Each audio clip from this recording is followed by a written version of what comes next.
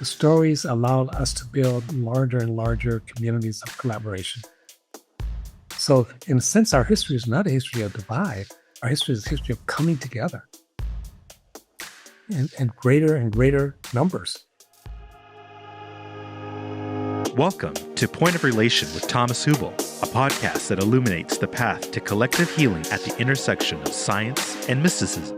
This is the Point of Relation.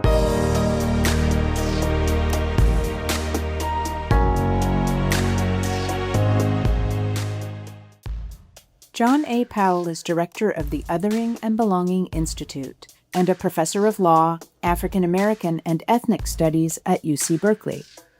He's led institutes focused on race and poverty at Ohio State and the University of Minnesota, and formerly served as National Legal Director of the ACLU.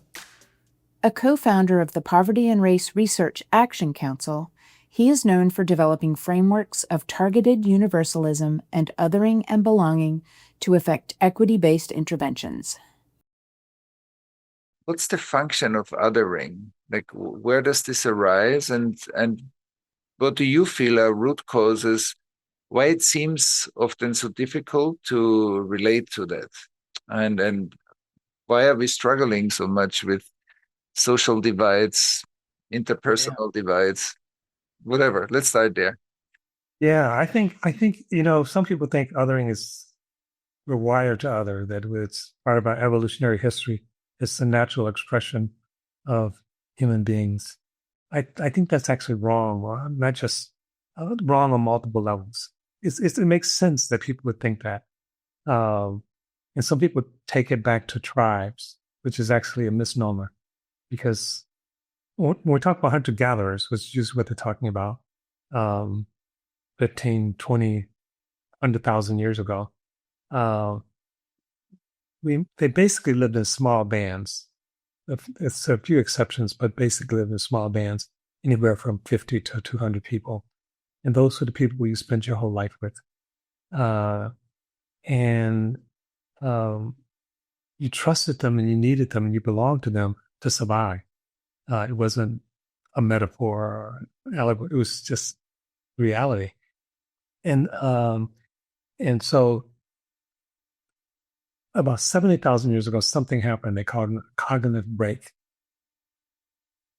And when that cognitive break happened, cognitive revolution, Homo sapiens, not the other 8 or 9 human species, learned to tell stories and to imagine. Apparently, before that, we couldn't do either. Learning to imagine and tell stories created what some historians says is a break from, history broke from biology. In other words, they were on an evolutionary path, and now we could tell stories that took us a very different direction. And instead of our community being 50 or 100, we start developing stories that allow our communities to grow to thousands and millions. When we talk about a nation, United States, 330 million people, that's not a tribe. There's never been a tribe that size. We talk about 40 million Black people in the United States. That's not a tribe. We talk, there's something else holding those people together. It's not their day-to-day contact that they have with each other. It's not the physical reality. It's an imagined story.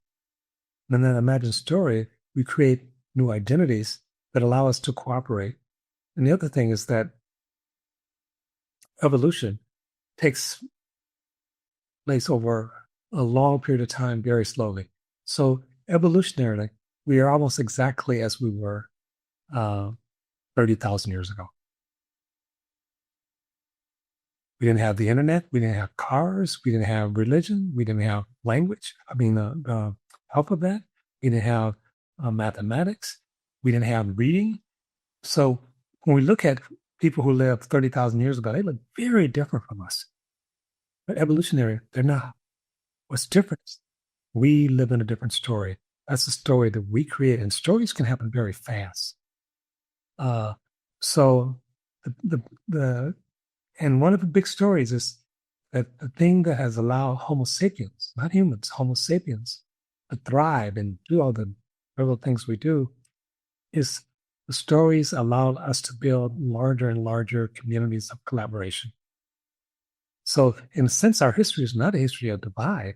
Our history is a history of coming together and greater numbers. First in the thousands, now in the millions, then in the billions. There are 3.5 billion people on the planet who today will call themselves Christians. Many of them will never see each other. They don't speak the same language. They don't speak the same food, eat the same food. They don't belong to the same country. What's holding them together? Why do they see themselves as a community? Because they share something. And what he would say is they share a story, being a disciple of Jesus. That wasn't true. And so can we tell a different story still? Can we tell a story not just encompassing 2.5 billion people, or the 2 billion people call themselves it's a Muslim?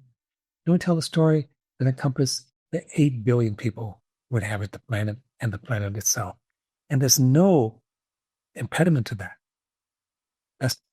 So we have the capacity to actually not only tell a greater and greater story, but also to be in greater and greater, I think you would say, attunement ourselves. And to think that's from my perspective, our spiritual journey. You're asking about othering. There are also stories about the other, full of fear and full of dehumanization. So we have two kinds of stories going at the same time. We have what I call breaking stories. That is, that the other is a threat, and bridging stories. And the breaking stories are there very deep as well. Some of the religious stories are breaking stories. So religions created space where thousands of millions of people could come together. But it also created the categorical other. Not a Christian, you're a sinner. If you're not a Muslim, you're an infidel. If you're not so it's like we create these stories and we draw these sharp lines. And part of it, and my read is that one reason othering is so powerful is that it's used in service of belonging. We use othering to create a sense. It's like if you want to be in my group, you have to exclude that other group. And so since belonging is, I think, foundational, much more foundational than othering. I'm willing to other in order to belong. So we've told stories, we've created systems, we've created countries, we've created clubs where people could belong. But in doing so, we also create the other. The full conversation between Thomas and John A. Powell will air as part of the 2025 Collective Trauma Summit, which begins on October 12th. Visit collectivetraumasummit.com to sign up for free today. Thanks for listening to Point of Relation with Thomas Hübl. Stay connected and get updates about new episodes by visiting our website, pointofrelationpodcast.com, and by subscribing to the Thomas Hübl YouTube channel. If you enjoyed this video, please like it and share about us with your community on social media. Thank you. We appreciate your support.